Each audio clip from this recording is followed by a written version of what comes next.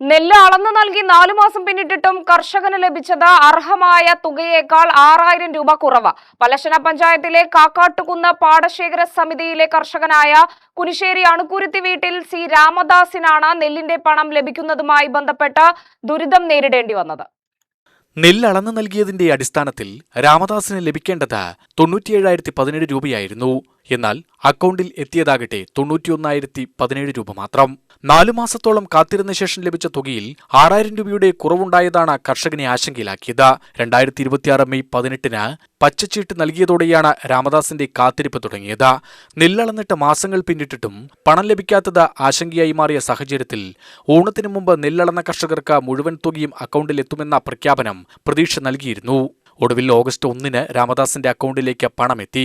എന്നാൽ അക്കൗണ്ടിലെത്തിയ തുക പരിശോധിച്ചപ്പോഴാണ് ലഭിക്കേണ്ടതിലും 6000 രൂപ കുറവാണെന്ന് മനസ്സിലായത്. തുടർന്ന് ബാങ്കുമായി ബന്ധപ്പെട്ട കാര്യമന്വേഷിച്ചപ്പോൾ പരിശോധിച്ച ശേഷം വിവരം അറിയിക്കാമെന്നായിരുന്നു ലഭിച്ച മറുപടി. തുടർന്ന് വീണ്ടും ബാങ്കിലെത്തിയപ്പോഴാണ് പ്രശ്നം കൂടുതൽ സങ്കീർണമായത്. നിലവിൽ അക്കൗണ്ടിലെത്തിയ തുക തിരിച്ചടച്ചാൽ മാത്രമേ മുഴുവൻ തുകയും ലഭിക്കുന്നതിനായി പരാതി നൽകാൻ കഴിയൂ എന്ന നിലപാടിലാണ് ബാങ്ക് മാനേജറിൽ നിന്ന് ലഭിച്ചതെന്ന് രാമദാസ് പറയുന്നു. ഞാൻ സപ്ലൈകോയിലേക്ക് 3221 കിലോ നെല്ല് അളന്നിട്ടുണ്ടായിരുന്നു. അതിൻ്റെ ആകെ സംഖ്യയായിട്ട് വരുന്ന 97,017 രൂപയിലെ 91,017 രൂപയാണ് വന്നിരിക്കുന്നത്. 6000 രൂപയുടെ കമ്മിയാണ് നിലവിൽ എനിക്കിപ്പോൾ വന്നിട്ടുള്ളത്. അപ്പോൾ ഞാൻ അന്ന് തന്നെ അവിടെ ബാങ്കിലെ ക്ലർക്കിലവരുടെ ഞാൻ സംസാരിച്ചു. ഇന്നേമാതിരി ഒരു 6000 രൂപ കമ്മിയുണ്ടെന്ന് സംസാരിച്ചപ്പോൾ അത് അന്ന് ആ സ്റ്റാഫ് അവിടെ ഉണ്ടായിരുന്നില്ല. ഞങ്ങൾ വിവരം തരാൻ പറഞ്ഞു.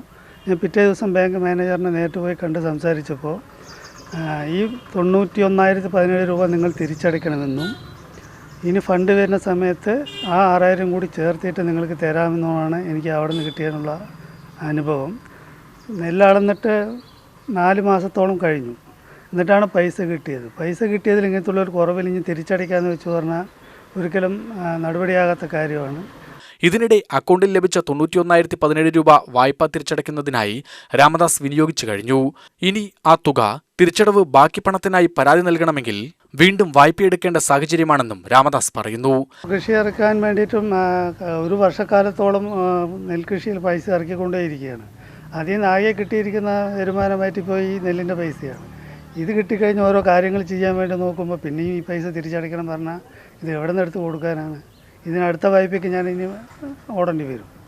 അത് ബുദ്ധിമുട്ടുള്ള കാര്യമാണ്. അതിന് വേണ്ട നടപടികൾ ബാങ്ക് അധികൃതരുടെ ഭാഗത്തു നിന്നും സപ്ലൈകോയുടെ ഭാഗത്തു നിന്നും ഉണ്ടാകണമെന്ന് അഭ്യർത്ഥിക്കുന്നു. നെല്ലളന്ന് നൽകിയതിന് അർഹമായ മുഴുവൻ തുകയും ലഭിക്കുമെന്ന പ്രതീക്ഷയിൽ മാസങ്ങളോളം കാത്തിരുന്ന കർഷകന് പണം ലഭിച്ചപ്പോഴും ആശ്വാസത്തിന് പകരം പുതിയ പ്രതിസന്ധിയാണ് നേരിടേണ്ടി വന്നത്. കൂനിന്മേൽ കുരു എന്ന നിലയിലാണ് ഇപ്പോഴത്തെ അവസ്ഥയെന്നും രാമദാസ് പറയുന്നു. തനിക്ക് ലഭിക്കാനുള്ള 6000 രൂപ എങ്ങനെ ലഭിക്കും? ഇതിനായി ഇനി ആരെയാണ് സമീപിക്കേണ്ടത് എന്നറിയാതെ പകച്ചു നിൽക്കുകയാണ് രാമദാസ്. നടപടിക്രമങ്ങളിലെ ആശയക്കുഴപ്പം പരിഹരിച്ച് അർഹമായ മുഴുവൻ തുകയും എത്രയും വേഗം ലഭ്യമാക്കണമെന്നാണ് കർഷകന്റെ ആവശ്യം.